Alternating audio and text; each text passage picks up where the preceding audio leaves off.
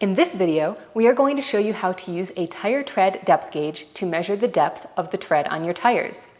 This gauge has increments of 30 seconds of an inch, which is standard in the United States.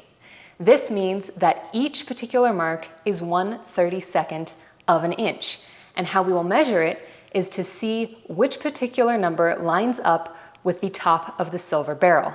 To use the gauge, begin by zeroing it out by pushing the plunger up.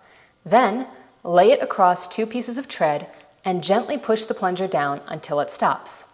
Now we can read the measurement by turning the tube around until we can see which number best aligns with the top of the silver barrel.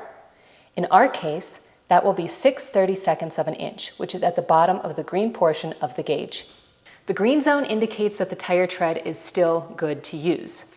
If your tire measures in the yellow zone, that indicates that you should consider replacing your tires. Generally speaking, tires in the yellow zone are still safe to use on dry pavement, but should definitely be replaced for tires that are used in wet or snowy environments.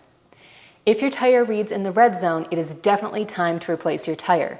The red zone starts with 2/32 of an inch, which is the legal limit for tire tread depth in the United States. To gain a full understanding of your tire's health, you should measure it across multiple points of the tire.